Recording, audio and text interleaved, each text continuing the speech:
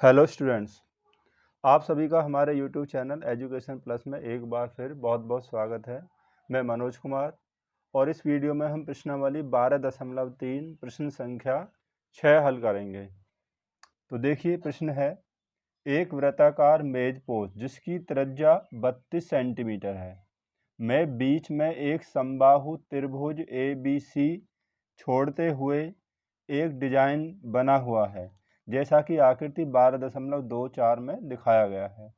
इस डिजाइन का क्षेत्रफल ज्ञात कीजिए। देखिए ये आकृति 12.24 है। इसमें ये वृत्ताकार, ये मेज पोस्ट जो है वृत्ताकार यानी कि गोल है, जिसकी त्रिज्या 32 सेंटीमीटर दी हुई है। तो इसमें ये डिजाइन बना हुआ है।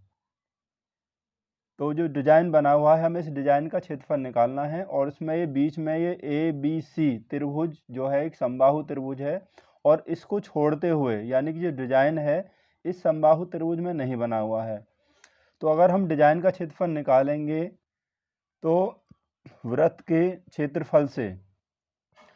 क्षेत्रफल से समबाहु त्रिभुज ABC का क्षेत्रफल माइनस कर देंगे। तो सबसे पहले हम इस वृत्त का क्षेत्रफल निकाल लेते हैं। तो देखिए यहाँ पर वृत्त की त्रिज्या R बराबर हमें कितनी दी हुई है, 32 सेंटीमीटर। तो वृत्त की जो त्रिज्या है 32 सेंटीमीटर है। तो वृत्त का क्षेत्रफल क्या होता है, वृत्त का क्षेत्रफल होता है पाई R स्क्वायर, इसके क्षेत्रफल का सूत्र होता है। अब पाई का मान 22/7 और R हमें दिया हुआ है 32, तो 32 का वर्ग कर देंगे। तो यहाँ बचा 22/7 गुणा 32 का वर्ग। अगर हम 32 को 32 से गुणा करेंगे तो ये आ जाएगा आपका 1024। अब 22 से 1024 को गुणा कर दीजिए। अगर हम 22 को 1024 से गुणा करेंगे तो हमारे पास हो जाएगा, आप गुणा करके देख लेना, 22,528। ये गुणा करने पर होगा और बटा 7 वर्ग सेंटीमीटर। तो ये हमें इस त्रिभुज जो वृत्त है इस वृत्त का क्षेत्रफल प्राप्त हो गया। अभी हम इसको यहीं पर छोड़ देते हैं। तो ये वृत्त का क्षेत्रफल प्राप्त हो गया। अब देखिए जो समबाहु त्रिभुज है, ये वाला जो समबाहु त्रिभुज है ABC, अब इसका जो क्षेत्रफल होता है वो होता है भुजा वर्ग √3/4। यानी कि यदि हमें इस त्रिभुज की भुजा ज्ञात है, अगर भुजा ज्ञात है तो हम इसका क्षेत्रफल आसानी से निकाल सकते हैं। अब इसकी भुजा कैसे ज्ञात करेंगे ये देखिए, इसको यहाँ से ही समझना है। तो हम इसको पहले OC को मिला देते हैं यहाँ पर।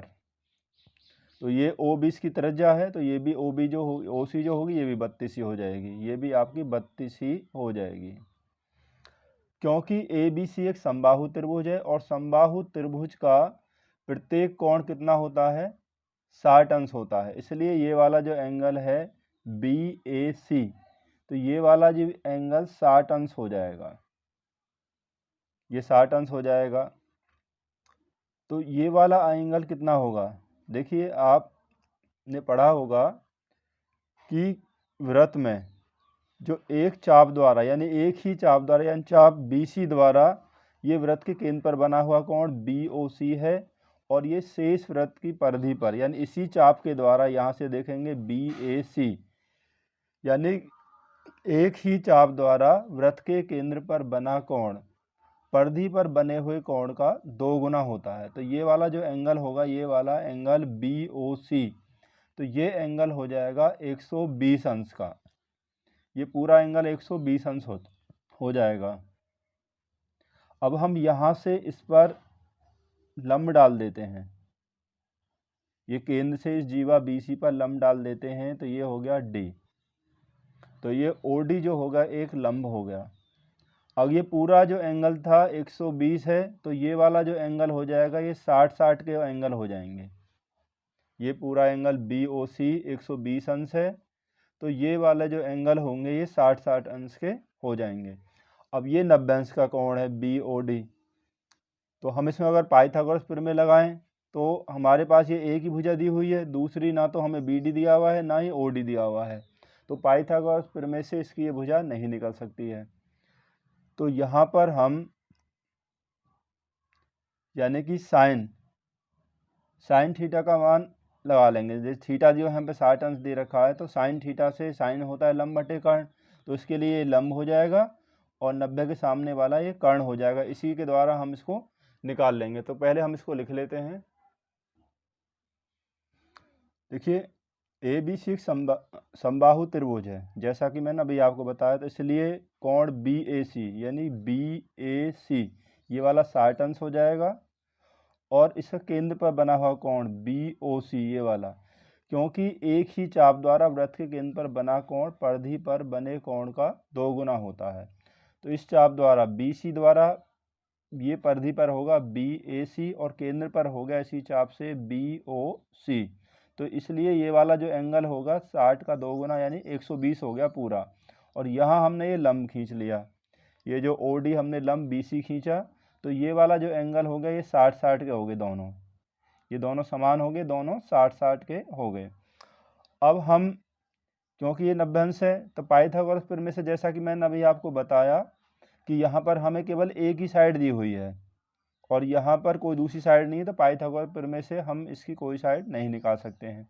यहाँ पर ये एंगल दिया हुआ है, तो ट्रिग्नोमेट्री में हमने पढ़ाई है वो, तो यहाँ पर ट्रिग्नोमेट्री का प्रयोग करके ये वाला 60 अंश है, तो इस एंगल की सहायता से हम ये वाली भुजा निकाल लेंगे बी डी, ये वाली बी डी निकाल लेंगे। तो जो बी सी जो होगी पूरी साइड इस बी डी की 2 गुनी हो जाएगी, क्योंकि केंद्र से जीवा पर डाला गया जो लंब होता है जीवा को समद्विभाजित करता है। तो बी सी जो होगा बी सी बराबर 2 बी डी यानी कि बी डी का 2 गुना हो जाएगा। तो इसी तरीक़ा से हम यहाँ पे करते हैं समकोण त्रिभुज बी ओ डी में, यानी बी ओ डी में तो साइन थीटा यानी कि थीटा का मान 60 अंश है, तो साइन 60 अंश, तो साइन होता है लंब बटे कर्ण, तो इसके सामने लंब ये हो गया बी डी, तो बी डी बटे ओ बी। तो देखिए थीटा के सामने 60 के सामने ये वाली जो साइड होगी ये होगी लंब और 90 के सामने वाला होगा कर्ण, तो ये लंब बटे कर्ण होता है साइन का संबंध। अब हमारे पास यहाँ पर साइन 60 का मान होता है √3/2। अब बी डी का मान जो हमारे पास है ये हमें निकालना है, तो बी डी बटे ओ बी देखिए यहाँ से यहाँ तक ये इसकी त्रिज्या है जो हमें 32 दी हुई है, तो ये होगी 32। अब यहाँ से इसमें क्रॉस मल्टीप्लाई कर देते हैं, 2 की गुणा बी डी में करेंगे तो ये हो जाएगा 2 बी डी बराबर 32 को √3 में गुणा करेंगे तो होगा 32√3, या बी डी बराबर इस 2 से हम इस 32 को अगर कैंसिल करेंगे तो ये 16 बार हो जाएगा, तो ये हो जाएगा 16√3, तो 16√3 हो गया। तो अब हमें ये बी डी प्राप्त हो गया 16√3 ये वाला यहाँ तक, लेकिन हम बी सी निकालना है, तो जो बी सी साइड होगी वो इसकी 2 गुनी हो जाएगी, क्योंकि केंद्र से इस जीवा पर डाला गया लंब जीवा को समद्विभाजित करता है, तो इसलिए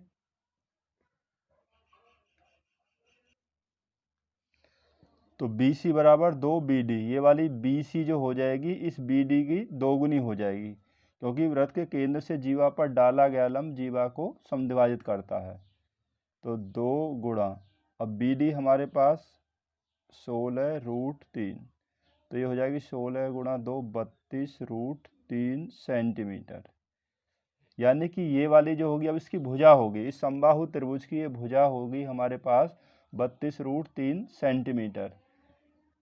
तो इसलिए यहाँ पे इसका क्षेत्रफल अब हम निकाल लेंगे, यहाँ पे लिखेंगे समबाहु त्रिभुज ए बी सी की भुजा, तो इसकी जो भुजा होगी ये होगी हमारे पास 32√3 सेंटीमीटर।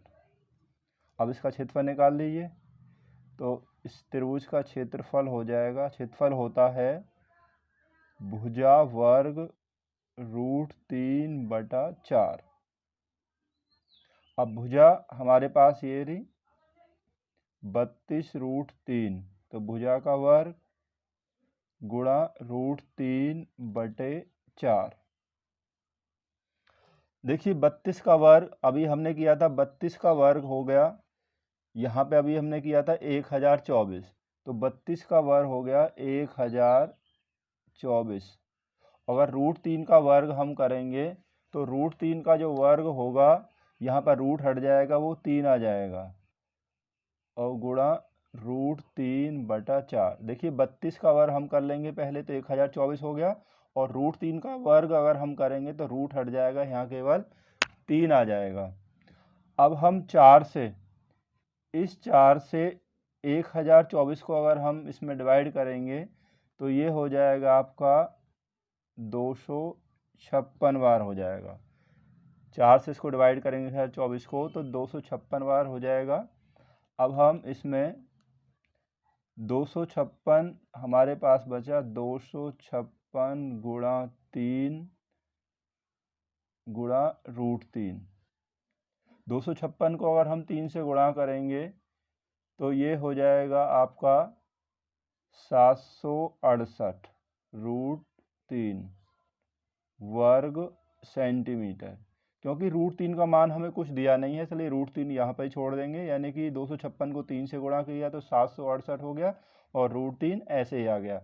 तो ये हो गया हमारे इस समबाहु त्रिभुज ABC का क्षेत्रफल। जैसा कि मैंने आपको पहले बताया था, डिजाइन का जो क्षेत्रफल होगा पूरे वृत्त के क्षेत्रफल से हम इस समबाहु त्रिभुज ABC का क्षेत्रफल माइनस कर देंगे।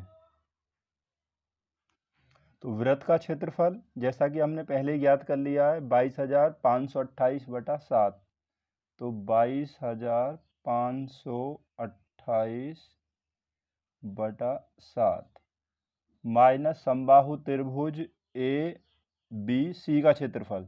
तो समबाहु त्रिभुज का क्षेत्रफल हमने अभी निकाला, ये रहा, तो माइनस ये हो जाएगा 768√3 वर्ग सेंटीमीटर। तो यही हमारा यहाँ पर आंसर हो गया। Thank you.